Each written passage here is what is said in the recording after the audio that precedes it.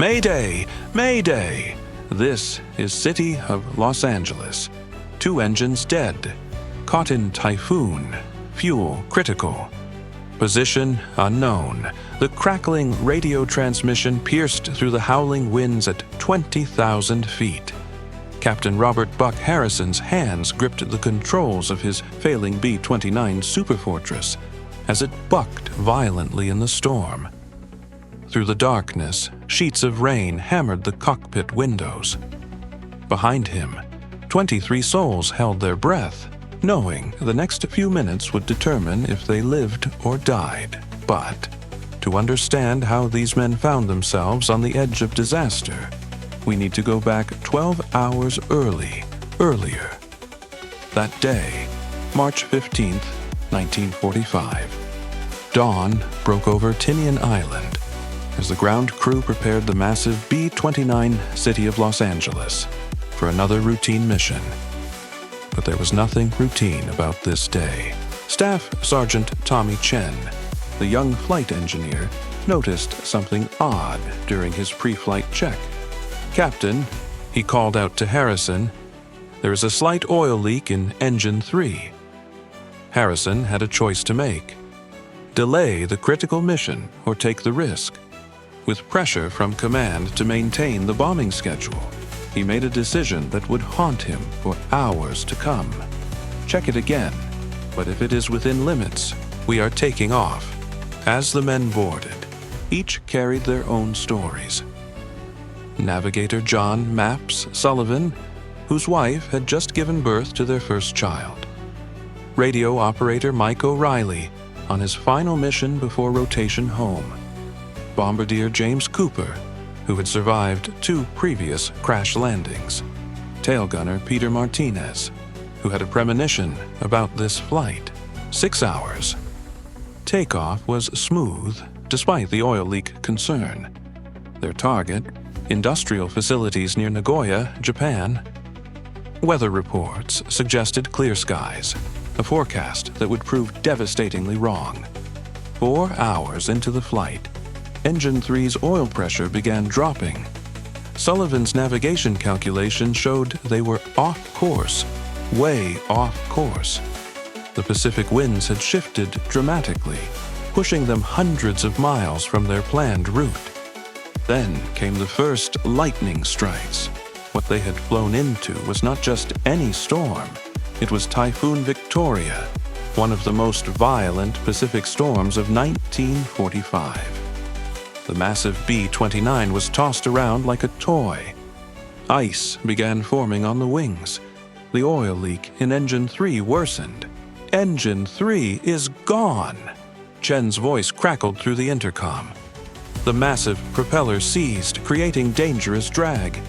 Harrison fought to maintain altitude with the remaining 3 engines. Then Engine 4 started sputtering. O'Reilly frantically radioed their situation, but the storm was blocking transmissions. They were alone, lost in one of the largest oceans on Earth, with failing engines and dwindling fuel. Harrison gathered his crew on the intercom. "Men, we have got 2 choices.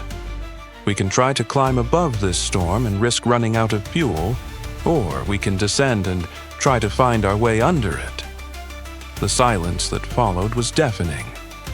As they descended through the violent turbulence, tail gunner Martinez spotted something through a brief break in the clouds, the silhouette of what appeared to be an island. But was it Japanese-held territory, with fuel gauges approaching empty and now only 2 functioning engines? Harrison made the call. They would try for the island, knowing it could mean either rescue or capture, if they survived the landing. What happened next would be remembered as one of the most remarkable displays of airmanship in B-29 history.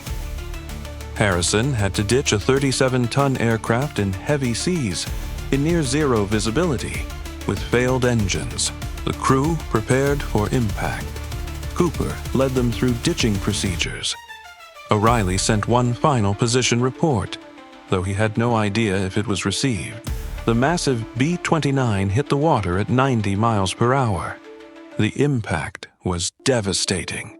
Seawater rushed in through seams torn open by the force. In the chaos that followed, survival instincts kicked in. What the crew did not know was that their last transmission had been picked up, not by American forces, but by an Australian corvette patrolling nearby waters. As the crew fought to inflate life rafts in the towering waves, help was already on the way. For 6 hours, they battled hypothermia in shark-infested waters. Martinez, who had that premonition, kept morale up by singing. O'Reilly, so close to going home, helped injured crew members stay afloat. Then, through the rain, came the sound of ship engines. The Australian corvette that rescued them had been operating under strict radio silence, hunting a Japanese submarine in the area. If not for breaking that silence to respond to their distress call, the crew would have perished. All 24 crew members survived, a miracle by any standard. The coordinates of their ditching revealed they had been over 300 miles off course. The island Martinez spotted was actually a Japanese-held position. Harrison's decision to ditch, rather than attempt a landing, had saved them from certain capture or death. The crew of City of Los Angeles remained close after the war.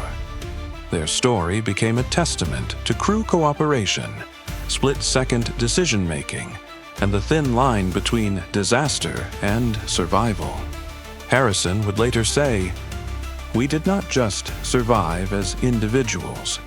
We survived as a team. Every man on that crew contributed to keeping us alive."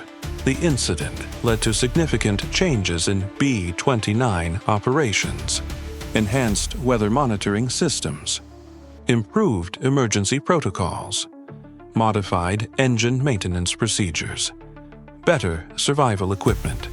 Today, the exact spot where City of Los Angeles went down remains unknown. But the legacy of those 24 men lives on in Air Force training programs, where their story is still taught as an example of how teamwork, skill, and determination can snatch survival from the jaws of certain death. If this incredible true story of survival against impossible odds has captured your attention, make sure to like and subscribe for more amazing tales from aviation history. Leave a comment below sharing what you think was the most crucial decision that saved the crew. Remember, history is not just about dates and facts. It is about real people facing real challenges, making decisions that mean the difference between life and death. Join us next week for another extraordinary true story from the annals of aviation history.